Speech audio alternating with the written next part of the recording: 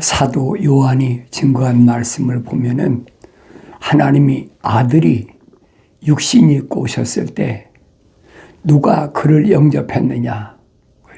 누가 그를 영접했느냐? 유대인으로 오셨다고 유대인들이 영접하는 게 아니라는 거예요. 그럼 누가 하나님의 아들을 영접했느냐? 육신적인 사람을 가리킨 것이 아니라 그들은 혈로나 육신의 뜻으로 남은 사람들이 아니라는 거예요. 피와 혈통적으로 나지 않았다. 그러니까 요즘 말하면 육신의 DNA로는 연결이 안 된다는 거예요. 하나님의 뜻으로 난 자들이다. 하나님이 계획하신 그 계획 속에 있는 자들이다. 사도 요한이 증거하는 게 그거잖아요. 그러니까 내가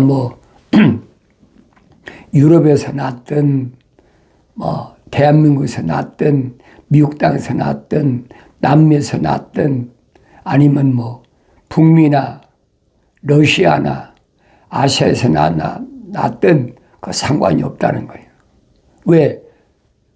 땅 위에 있는 지상에 있는 사람들은 다 혈로나 육신으로 났지 어디로 났습니까? 육신으로 낳지 않은 사람이 어디 있어요?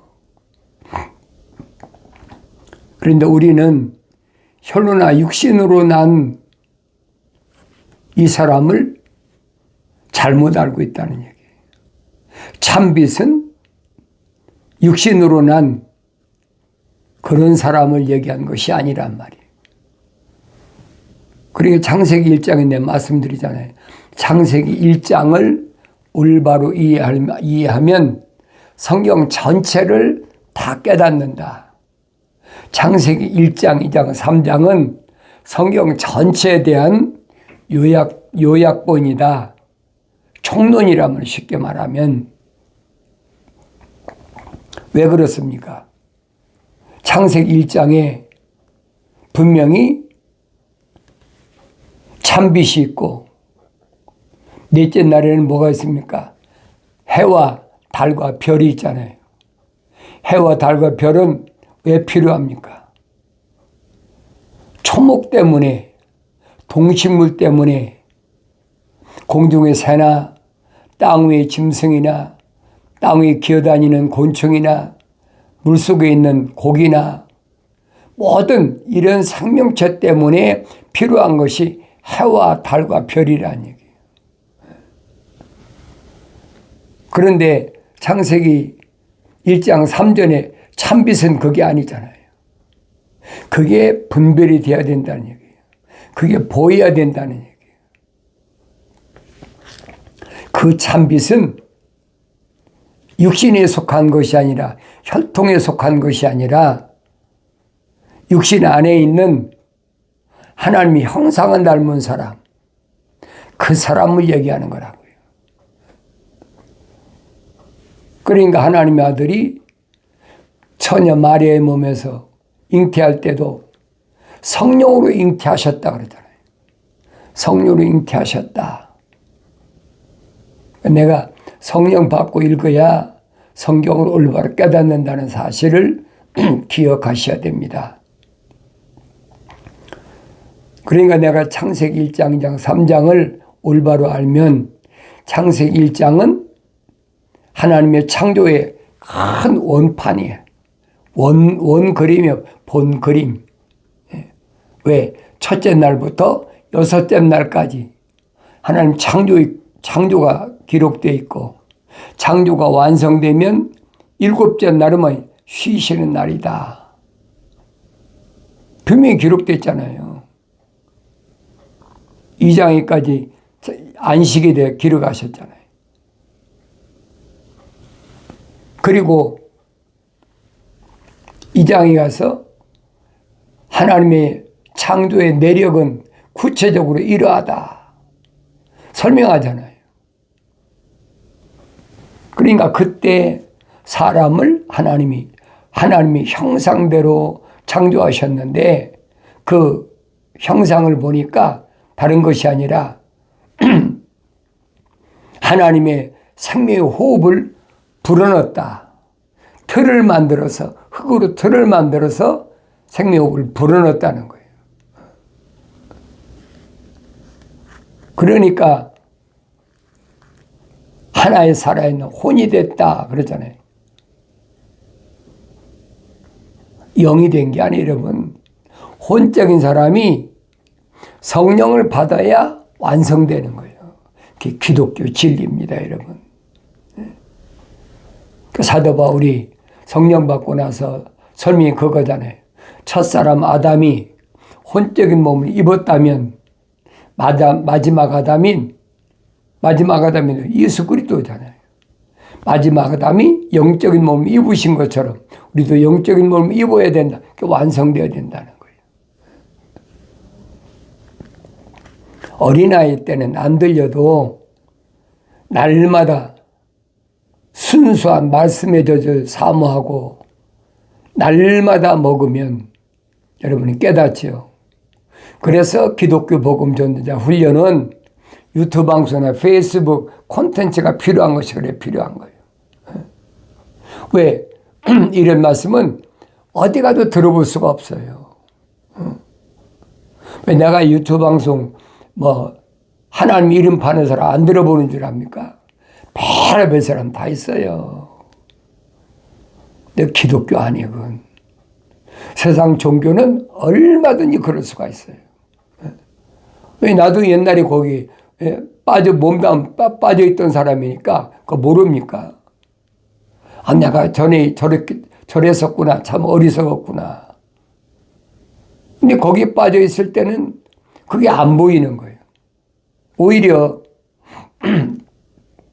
전에도 말씀드렸잖아요.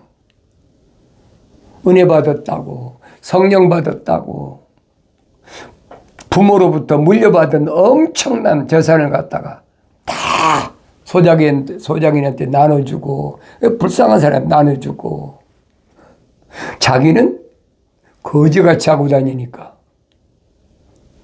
겨울에도 여러분, 홑 껍데기 하나만 입고, 맨발에 검정 고무신 신고 다니니까 누가 그거 인정합니까?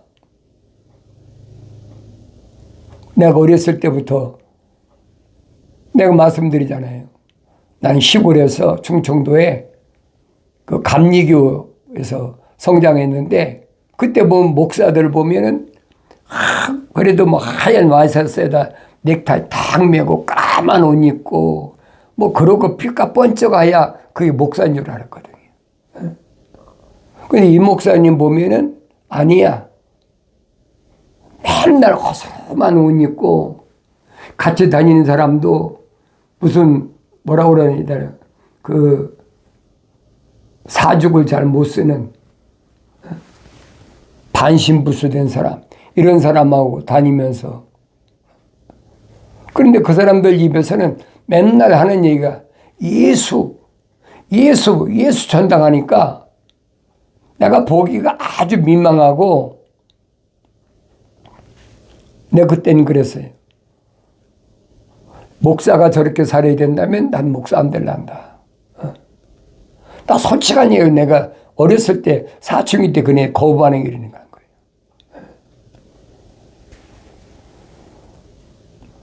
성경을 자세히 상고해 보니까 그 사람이 진짜야. 근데 몰랐어요, 내가 그걸. 내가 신학교 다닐 때 기숙사에 그 목사님 찾아오셨는데도 부끄러워가지고 하도 옷을 남루하게 입어가지고 기숙사 저 한쪽 부석정에 가서 목사님 웬일이십니까? 창피하니까.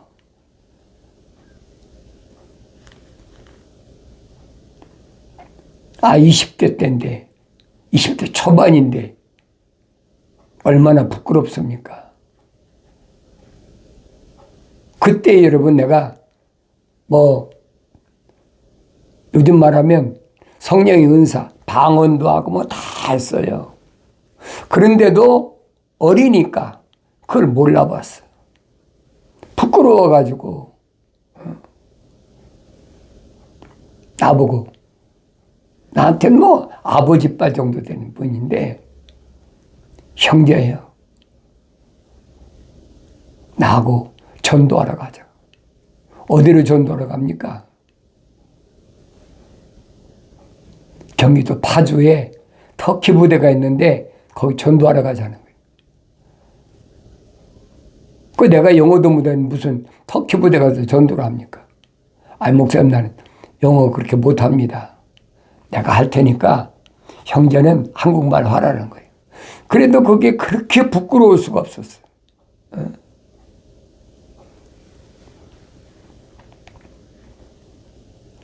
지금 내가 얼마나 후회가 막심한가 몰라요. 내가 왜 진짜를 몰라봤을까? 젖 먹는 어린아이니까 몰라봤죠. 그러니까 내가 성경을 다시 읽으면서 이게 아니구나. 출애굽한 이스라엘 백성들이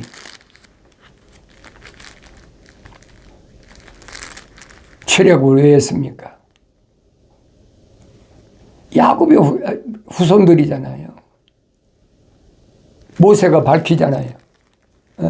모세가 뭐라고 밝힙니까? 신명기에서 밝히는 게 뭡니까? 신명기는 모세우경이라고 그러잖아요. 모세가 쓴 5번째 책 중에서 마지막 책이. 그런데 요즘 말하면 유언장과 같은 거죠. 출애굽기, 레위기, 민수기에 대해서 전체 통합본이 신명기예요. 마지막 모세가 가나안 땅에 자기는 들어가지 못하니까 40년 세월 동안에 광야에서 어떤 생활을 했느냐 그걸 총 정리해 놓은 거예요. 내가 호렙산에서, 신의 산이죠. 호렙산에서 어떻게 계명을 받았는지,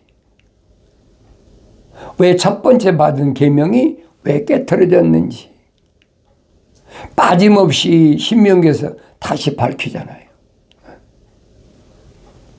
두 번째도 40일 밤낮을 빵도 먹지 않고 물도 마시지 않고, 모세는 유일하게 성경에 기록된 사람 가운데 40일 금식을 2번 한 사람이에요. 그러니까 전무후무한 계명을 받은 사람이란 말이에요. 성경에 계명 받은 사람이 모세 말고 누가 있습니까? 그런데도 요단강을 못 건너갔어. 모세가 말하잖아요. 이 40년 동안 뭐하는 기간이냐. 하나님께서 너희를 시험하시는 기간이었다. 테스트 하셨단 말이에요. 내가 오늘 내게 명령하는 모든 계명들을 너희는 지켜 행하라. 그리하면 너희가 살고 번성하며 주께서 너희 조상에게 약속하신 그 땅에 들어가서 그것을 차지하리라. 모세가 설명하잖아요. 내가 오늘 너희에게 명령하는 것 지켜라. 왜? 하나님의 계명이니까 안 지켜서는 안 된다는 거예요. 주 너희 하나님께서 이 40년 동안 광야에서 너를 인도하셨던 모든 길을 너는 기억하라. 이는 너를 겸손하게 하시고 시험하사 네가 주의 계명들 지키는지 그렇지 않는지 네 마음속에 있는 것을 알려 하심이라. 계명은 겉으로 지키는 게 아니에요. 네 마음속에 있는 뭘 지키는지 그걸 보신다는 거예요. 내가 하나님의 말씀을 읽을 때마다 깨달아야 될 거 아닙니까? 하나님께서는 나를 외모를 보시는 하나님 아니시다. 40년 동안 광야에서 출애굽한 200만이나 되는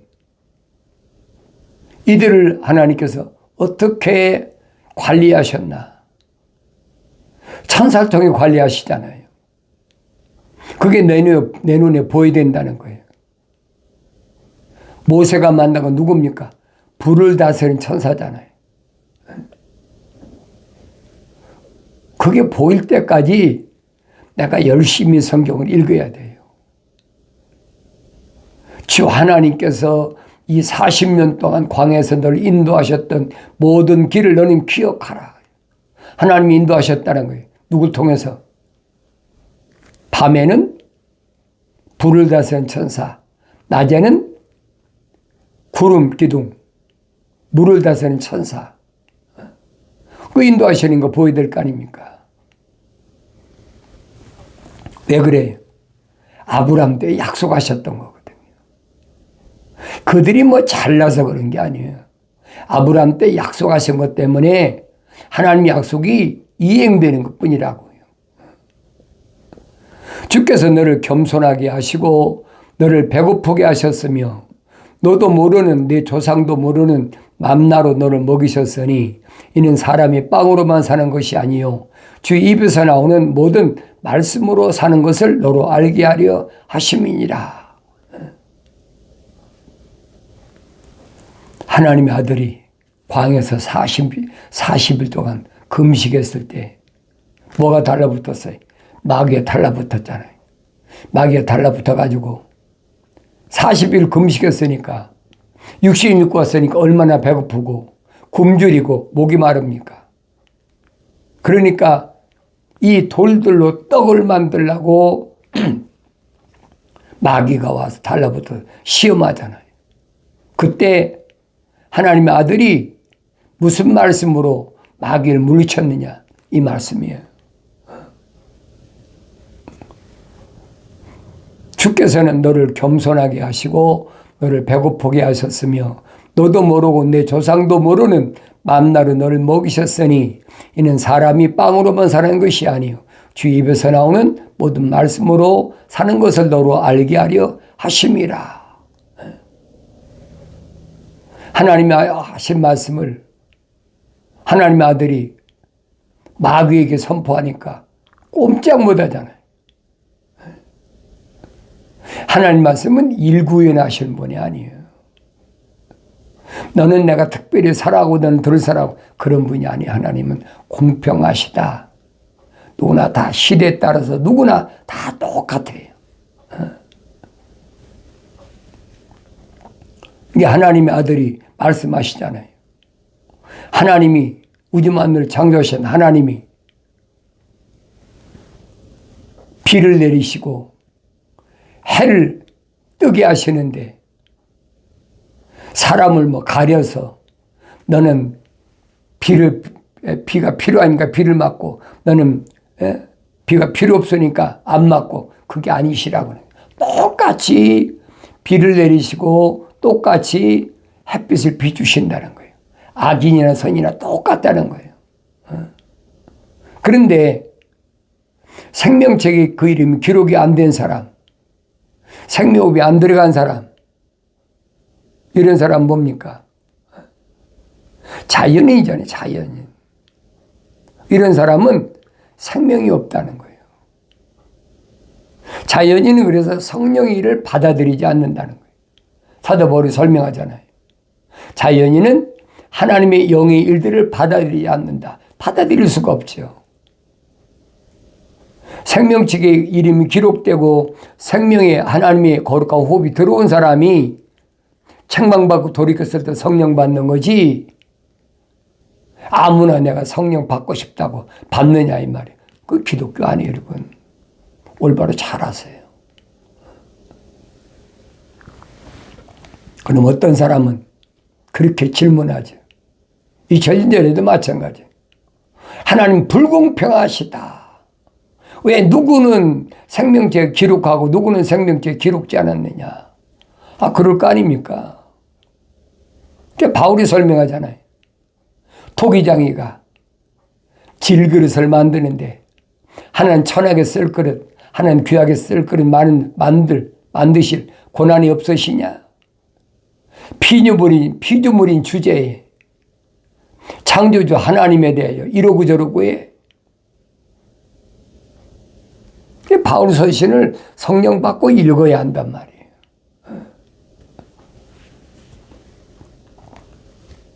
대개 그런 사람들은 누가 그럽니까? 생명책에 기록이 안 된 사람이에요. 하나님의 말씀들을 듣기 싫어하는 사람들이 그렇게 항의하는 거예요.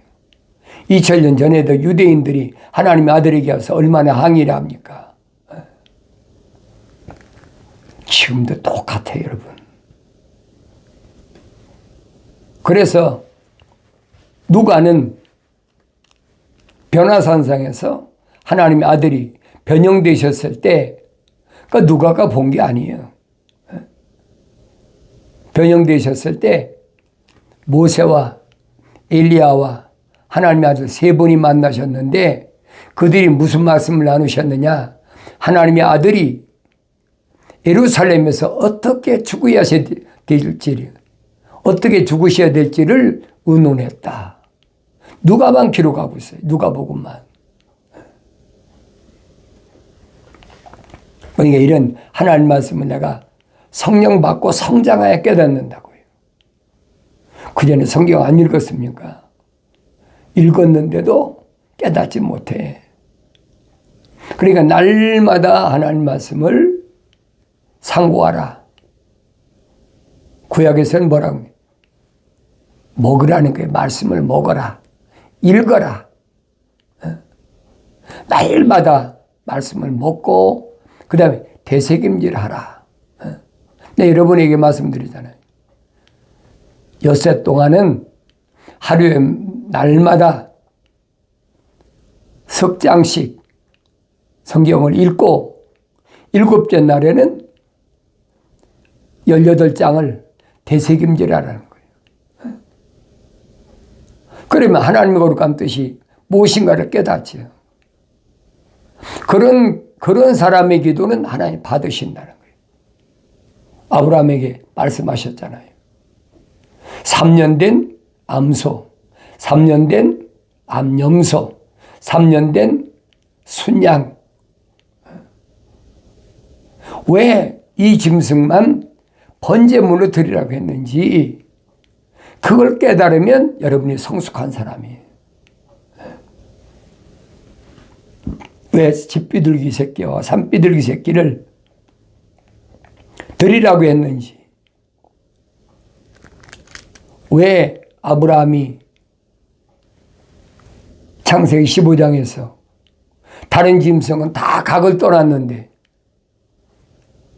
집비둘기와 산비둘기 새끼는 그냥 통째로 놨잖아요. 그러니까 뭐예요? 하늘에서 솔개가, 요즘은 독수리죠. 채가려고. 새 사체를 채가려고.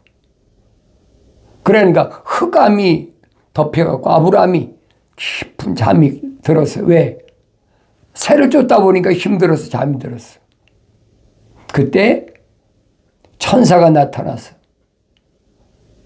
무슨 천사예요? 불을 다스리는 천사잖아요. 왜? 불로 재물을 타워 받아 올라가야 되니까. 뭐라면 이로 인하여 내 후손이 이방 땅에서 4대 만에 돌아오리라. 잘 읽어보세요. 왜 이스라엘 백성이 이집트 땅에서 430년 동안 종살이 아닌 종살이 했어야 했나? 그들이 왜 비참한 그런 삶을 살아야 됐나? 내가 모세가 쓴 출애굽기, 레위기, 민수기, 신명기를 읽어보면 잘 알잖아요. 이 40년 동안에 내 옷이 날과 헤어지지 아니하였고 내 발에 부어오르지 아니하였느니라. 너는 사람이 자기 아들을 징계하는 것 같이 주 너희 하나님께서도 너를 징계하시는 것을 내 마음속에 생각할지니라. 사람이 자기 아들을 징계한다는 거예요. 왜? 책망하고도 안 들으면 징계하는 거죠. 징계한다는 뭐예요? 매질한다는 얘기예요. 그 요한계시록 가면 나오잖아요. 내가 사랑하는 자마다 책망하고 징계하노니 그러면 열심을 내서 회개하라, 돌이키라는 얘기예요. 생명책에 그 이름 기록이 안 된 사람은 상관없어요. 하나님의 생명이 안 들어간 사람은 상관없는 얘기예요. 그러니까 성경이란 말은 내가 늘 말씀드리잖아요. 거룩한 책, 거룩한 하나님의 생명이 들어간 자들을 위해서 기록한 말씀이라는 거예요. 가지고 아무나 가지고 다니지요. 왜 하늘 아래 종교가 성경을 가지고 인용하고 그러니 아무나 가지고 다니지요. 그런데 오리지널이 아니라 교묘하게 바꿔놨어. 뭐 하려고? 자기들이 탈취하려고, 도둑질하려고. 자기들한테 와야 마치 영생을 얻는 것처럼. 그러니까 속지 말라는 얘기예요. 기독교는 한 가지밖에 없어요. 영생. 하나님 아들이 선포하신 게 영생은 이것이니 그 사람들이 유일하신 참 하나님 아버지와 아버지께서 보내신 예수 그리스도를 아는 것이라. 하나밖에 없어요.